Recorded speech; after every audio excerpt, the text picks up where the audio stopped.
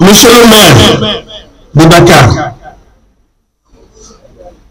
dans la commune de Grand Dakar, nous avons fait de l'éducation une super ou une sous-priorité dès notre premier mandat en 2009. Nous l'avons fait parce que nous savons que l'éducation est fondamentale pour nos enfants, pour les familles et pour notre nation. Nous avons voulu que les enfants de Grand Dakar, et je sais que mes autres collègues font de même, ont cherché à ce qu'il y ait une éducation de qualité pour nos enfants.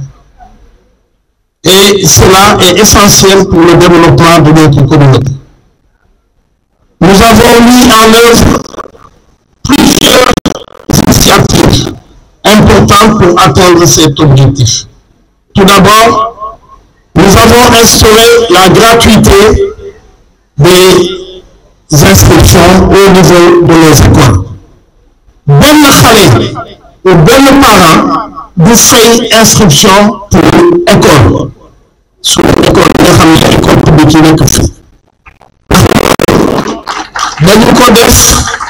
pour wàññi coono njaboot bi dañu def itam fourniture scolaire yi dañ koy joxe gratuitement dès le premier jour de l'ouverture des classes. Et loolu bu ñu ko defee dañu bëgg pour xale yi jàng dès le premier jour ubbi tey jàng tey mooy loolu slogan bu ministère de l'éducation doon joxe ñun itam ñu topp si yoon. leneen li ñu def mooy dañuy joxe ay subvention ci école yi ndaxte dafa am ay cours de renforcement. On offre des cours de renforcement aux enfants pour relever le niveau de l'enseignement et de l'apprentissage. Et c'est la raison pour laquelle nous avons réussi un certain nombre de choses dans nos écoles. Xale yi dañ leen jiital, xale yi ñoom ñooy suñu alal, xale yi ñooy ñi nga xam ne ñoom la ñu soxla pour ëllëg, xale yi ñoom ñooy xale tey waaye ñoom ñooy xale suba di màgg suba. Donc xale loo ko defal rek yàlla da koy nangu moo tax éducation nekk lu baax. Les mesures que nous avons citées tout à l'heure ont eu des effets significatifs et positifs. Par exemple, le taux d'alphabétisation des filles a considérablement augmenté, favorisant ainsi l'égalité des chances et l'émancipation des jeunes filles. Li ñu doon dimbale njaboot bi tax na xale yu jigéen yi gën a jàng parce que lan la parents yi doon def dañu ne dañu am ñaari doom yu jigéen ak benn bu góor ñu ne amuñu lu ñuy fayee ñu dem fayal benn doom ku góor ne ko ndax mu jàng xale yu jigéen ñi ñu bàyyi leen ci kër gi ñoom ñooy bale ñoom ñooy fóot ñoom ñooy def lu nekk te li ñu ci di fàtte mooy xale yu jigéen ñi ñoo gën a yeewu góor yi kooku jàngalekat yi xam nañ ko waaw ñun nag bi ñu defee ba xale yi amatul lu ñuy fay parents yi dañuy yóbbu xale yu jigéen ñi ci école bi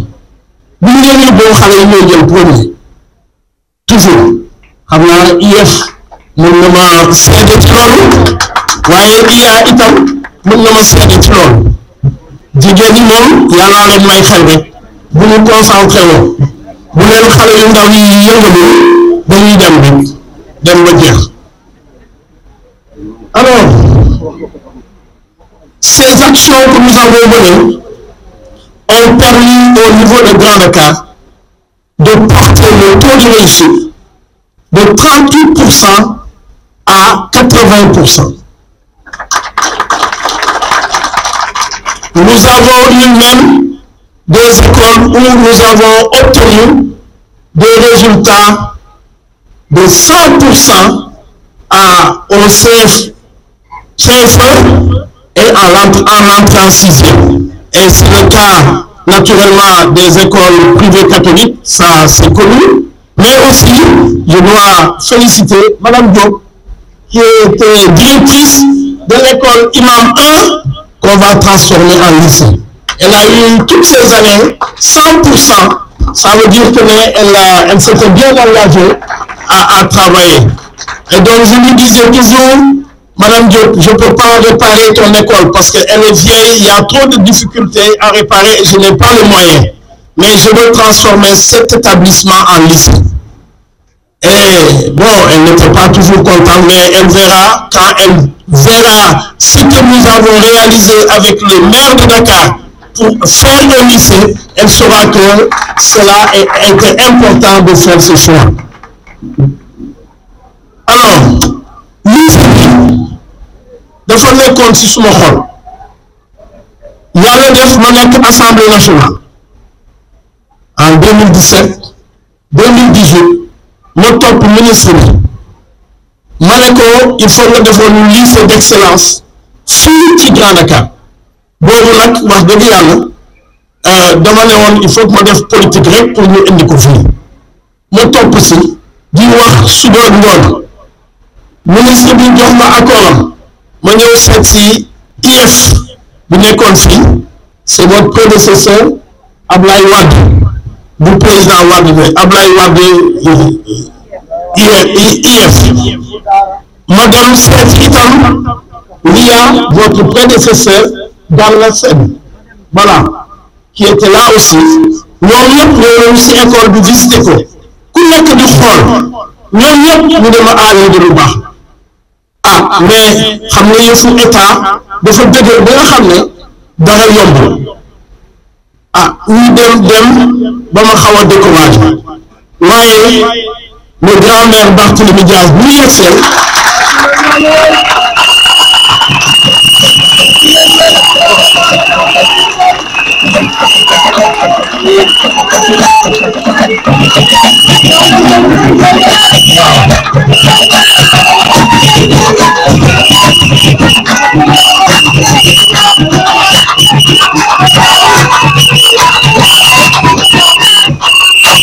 merci le grand-mère bu mu yegsee mais xëccoo bu rëy la woon nag ci conseil municipal de Dakar ndax suma jarbaat ak xarit le maire des HLM Moustapha Diop dafa bëggoon lycée yow itam le grand-maire par la taille Cheikh Gueye dafa bëggoon lycée mais man ma dëgër rek ba le maire de Dakar xam naa ak équipe am ne Jean-Baptiste moo ko mérité mais Pathé jàpp na si de waaw alors ñoom ñu ñëw def ko fii mais yëpp benn la parce que on parle de arrondissement de Grand Dakar arrondissement de Grand Dakar juróom benn commune la ñun ñoo bokk lépp ñun ñooy liggéey ñooy ànd nekk ay xarit nekk ay doomu ndey ñoom ñëpp mën nañ ko seede bi ñu ne dañoo porté Barthélémy Dias comme vice-président AIMF maa ngi fàttaliku en 2010 ñun ñoo demoon Lausanne Babacar Mbengue la ñun ñoo fa demoon gunge le maire Khalifa Sall boobu mu amoon itam réunion AIMF ñu nekkoon foofu donc yooyu yëpp ay fàttaliku la alors donc lycée bi ñun ñoo ko bokk lycée bi fii dafa central parce que waa HLM mën nañu ñëw tranquillement waa Biscuiterie mën nañu ñëw tranquillement waa Grand Dakar mën nañu ñëw tranquillement waa Sicap Jëppal ñoom sax il faut ñu doxloo leen tuuti pour ñu mën a yegsi voilà ñoom ñëpp bu ñu yegsee vraiment fii day nekk espace boo xam ne extraordinaire bu baax a baax alors moo tax nag ñu xam ne ñun ñoo bokk yëf yi ñun Grand Dakar bi ñu ko aakimoo naan ñun alors configuration de ce terrain. On va trouver à Dakar aujourd'hui un espace aussi grand, aussi large, d'1 hectare, globalement, ce n'est pas facile, parce qu'il y a plus de poches. Donc, la transformation de cet établissement en lycée, je crois que c'était une bonne chose. Et quand on voit la configuration du terrain, on peut faire un lycée moderne, comme c'est le cas qui est prévu. Nous allons y arriver, mais je sais que avant la fin du mandat de M. le maire Barthélémy Diaz, on fera l'extension pour permettre à toute la communauté d'avoir un très grand lycée de grande capacité d'accueil des élèves de la 6e à la terminale. Et je sais que ça se fera. Et pour cela, je pense que le travail doit continuer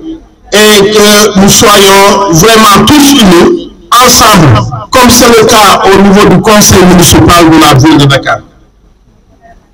Mais aujourd'hui, moi je voulais solliciter des autorités académiques, l'IF, l'IA, qu'elles orientent et encouragent les élèves à s'intéresser davantage aux matières scientifiques, les préparant ainsi à devenir des futurs ingénieurs, des futurs informaticiens, des futurs étudiants formés